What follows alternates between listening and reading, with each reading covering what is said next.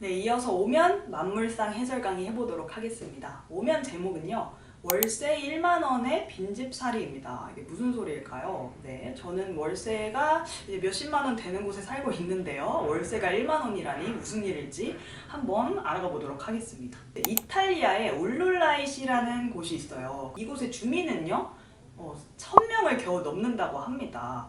그래서 이에 울룰라이시가 작년에 이색 홍보 사이트를 열었다고 합니다. 네.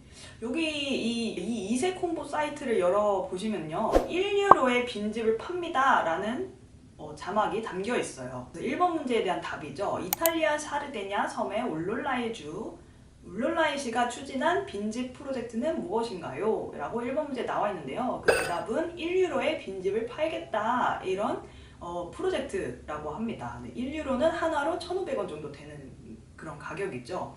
네, 아무리 빈집이라도 이런 가격에 빈집을 내놓기는 쉽지 않을 텐데요. 아무래도 인구 소멸을 막고자 이렇게 한 거겠죠. 네, 한 지방에서 인구가 계속 소멸되면요, 그 지방 전체의 경제가 흔들리고, 그럼 더 이상 그 미래를 기대할 수 없는 지역이 되고 말아요. 그래서 사람들을 끌어당기기 위해 이런 프로젝트를 연 거라고 생각합니다.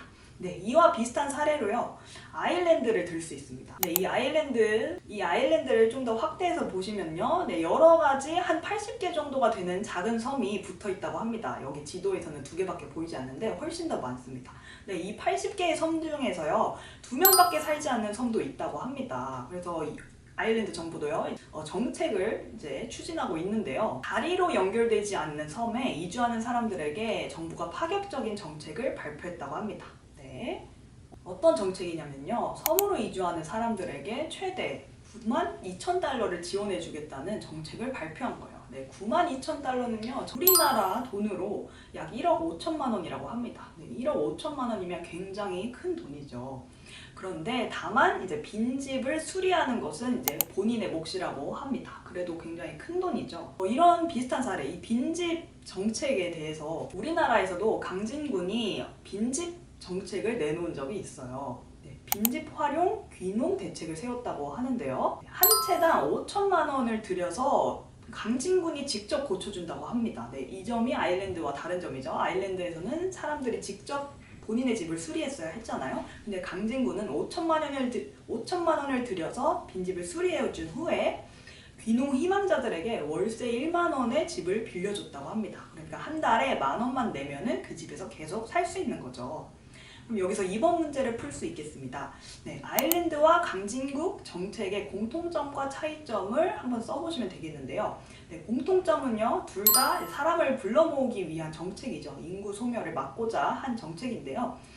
그래서 사람들을 유인해서 정착하도록 하는 정책이죠. 네. 그리고 두 번째는요, 빈집을 활용했다는 점이, 그리고 두 번째는 빈집을 활용했다는 점이겠죠. 버려진 집을 고쳐서 새로 오는 사람이 살도록 한 겁니다. 그리고 차이점은요, 방금도 제가 말씀드렸다시피 아일랜드 같은 경우에는 집을 본인이 직접 수리해야 되고, 강진구는 5천만 원을 들여 수리를 해준다는 점이 차이점이겠죠. 그리고 두 번째는요, 아일랜드는 집을 직접 소유해야만 하는데, 강진군 같은 경우에는 월세 1만 원을 내면서 소유하지 않고 빌려서 살 수 있습니다.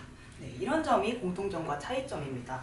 네, 그러면 3번 문제는요, 이제 이 모든 나라들, 아일랜드, 이탈리아, 강진군, 그러니까 우리나라, 이 세 나라가 모두 다 빈집을 활용해서 정책을 내놓고 있는데요.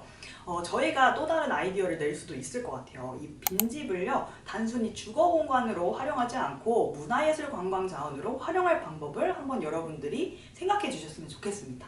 네, 저의 예시답안은요, 일단 예술가들끼리 모여서 창작하는 공간으로 만들면 어떨까 싶습니다. 예술가들끼리는요, 아이디어가 굉장히 중요하기 때문에 서로 톡톡 튀는 다른 아이디어를 주고받으면서 더 굉장한 창작물을 낼 수가 있습니다. 그래서 이런 공간으로 활용을 하면 어떨까, 그럼 예술가들이 많이 모이지 않을까, 이런 생각을 해봤습니다. 네, 그리고 두 번째로는요, 게스트하우스나 체험 공간으로 만들 수 있겠죠. 네, 그 섬이나 그 도시에 살고 있지 않은 사람들이 놀러 올 때 그곳을 게스트하우스로 만드는 겁니다. 그러면 손님들끼리 모여서 또 웃고 떠들 수 있을 것 같아요. 네, 이렇게 여러분들의 아이디어를 3번 문제에다가 적어주시면 되겠습니다. 그러면 기사 한 번 더 읽어보시고요. 저는 오면 해설 강의 여기서 마치도록 하겠습니다.